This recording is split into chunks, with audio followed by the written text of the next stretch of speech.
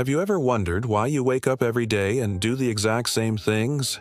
Wake up early, face traffic, work for hours, pay bills, and in the end, do it all over again. And then, one day, life simply ends. But the scariest part isn't the end. It's the fact that this predictable routine begins much earlier than we realize. It all starts in childhood, at school, a place where, instead of shaping thinkers, we're taught to obey without question, compete, not collaborate, repeat, not reflect. From an early age, we are trained to become pieces in a system that only needs us to function, but never to ask why. Carl Jung once said, "Until you make the unconscious conscious, it will direct your life, and you will call it fate." This video is an invitation to take the blindfold off. You'll understand how we were programmed to live a meaningless life, and more importantly, how to escape before it's too late. If this topic makes you uncomfortable, good. It's meant to. Because maybe that discomfort is the first sign that you're finally starting to wake up. What we call a normal life starts there, between rows of desks and blackboards. It's subtle. It's invisible. But from the very first time we sit in a classroom, our minds start being shaped. We're not taught to think. We're trained to obey. We're not encouraged to dream. We're taught to compete. School, which should be the cradle of freedom, has become a factory of conformity. Standardized tests, rigid schedules, absurd rules that no one is allowed to question. But what are we really learning there? We're learning to follow orders, to ask for permission, to compete with those beside us instead of collaborating. We're trained like rats in a maze, where the prize is a piece of paper called a diploma. And when we finally get it, we realize we've only earned the right to run in a bigger wheel. The cruelest part is that they make us believe this is the right path, that this is the only road to success. But success for whom? For the system. Because success in this game means working for 40 years, paying taxes, consuming what you're told, and never asking yourself, why am I doing this? School teaches you to raise your hand to go to the bathroom, but not to raise your voice against injustice. It teaches formulas, but not philosophy. Teaches dates of wars, but not how to deal with anxiety. The trap starts early. You go in full of imagination and come out afraid of making mistakes. You come out prepared to obey, but without the courage to live truthfully. And then the cycle begins. Work, consume, repeat. The prison is invisible. The door is open, but no one leaves. You go from school to college, from college to a job, from the job to a routine. But what awaits you out there isn't freedom. It's just a cell with different walls, decorated with bills, deadlines, schedules, and a bunch of expectations that were never yours. You wake up early, exhaust yourself at work, and, in your free time, you consume. Netflix, delivery, impulsive shopping. Produce, spend, get into debt, and produce again. Everything is connected, because the system doesn't want you to think. It just wants you to function. You become just a number on a spreadsheet, a social security number with a credit limit, an ID badge that can be deactivated at any moment. And the cruelest part? You learn to think this is normal. You even feel guilty for wanting to stop, to breathe, to live more slowly. Nietzsche once said, "Modern man thinks he's free, but he's a slave to invisible routines." And it's true. Most people live like this for decades. Wake up early, face traffic, endure abusive bosses, all to pay bills that never stop coming. They follow a script they never wrote but accepted as if it were the only way to live. And the worst part? That script is sold as a normal life. As if postponing dreams, suffocating desires, and masking frustration with consumption were the best we deserve. When they retire, if they still alive, they've already lost almost everything. Their health worn down, dreams forgotten, and the will to live. That died long before the body did. Time passed and the soul faded. Freedom never arrived. They lived like rats, running in circles inside an invisible cage. obeying orders, accumulating fatigue, selling life in monthly installments, and when they die as they lived, in debt, exhausted, forgotten, with a tomb financed in 12 interest-free payments, as if even death had to be paid in installments. This is the race, the infamous rat race, a silent competition where no one really knows why they're running, where status matters more than purpose, and speed is mistaken for progress. Everyone runs, but no one arrives. Everyone competes, but no one wins. And then comes the question that rings in your conscience like a bell. Are you running because you want to, or because you were conditioned to? If you've never stopped to question this system, maybe you're already neck-deep in it. Maybe you've confused routine with destiny. Maybe you're calling life what is actually a social prison disguised as stability. But here's the good news. There's still time to get out. But getting out takes courage. Courage to unlearn, to reject what everyone else accepts, to live truthfully even if it hurts. Because freedom isn't at the end of the race. It begins the moment you decide to stop running, to stop repeating what S expected of you and start living what truly makes sense to your soul. But freedom, as beautiful as it sounds in speeches, is terrifying in real life, because it demands responsibility.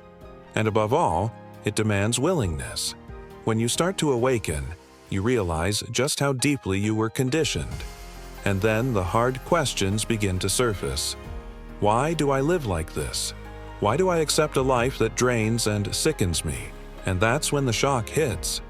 Thinking outside the cage hurts. It hurts because you'll feel guilt, fear, insecurity. The people around you won't understand. They'll say you've changed, that you're acting strange, and they'll be right, because you've started to see the cage where they're still asleep. The philosopher Kierkegaard said, "Anxiety is the dizziness of freedom."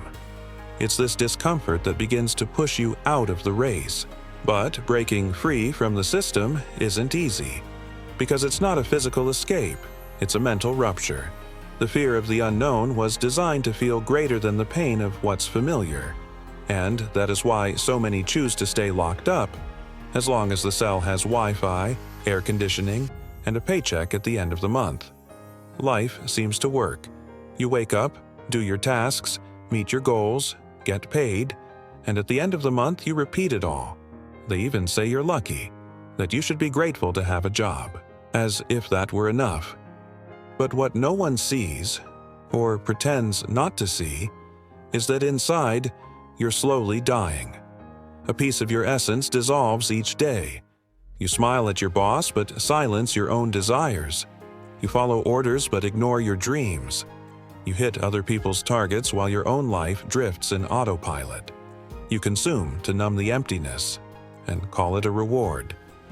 But here comes a hard, raw truth that almost no one wants to hear. Freedom has a price, and it's a high one. It demands something that few are willing to give up: the old identity. To be free, you'll have to kill the version of you that was domesticated from an early age. The you that was trained to please, to obey, to never make waves. That you who learned to swallow everything in silence, to consume without thinking, to follow standards without ever asking, "Does this make sense to me?" Being free is not about running from the system. Because let's be honest, no one will completely escape it. Not me, not you. True freedom begins when we wake up. Waking up means realizing that alienation runs deeper than we thought. It's understanding that pretending everything's fine is just a form of anesthesia. Better to face the pain of truth than live numb in the comfort of illusion. Breaking free means refusing to accept as normal the things we were taught, without ever having chosen them. It's about deconstructing beliefs, challenging traditions, abandoning the comfort of the predictable. It's about facing the void that appears when you stop living other people lives and finally begin discovering your own. And then comes the question that separates the brave from the resigned. Are you willing to pay that price? Because if you're not, If you choose to cling to the false safety of a steady paycheck, social status, and a predictable routine, then accept it. You'll keep being just another rat running in the wheel, calling prison stability, calling survival a life. And the most tragic part, deep down, you always knew you deserved more. But how do you break the cycle? How do you live with meaning?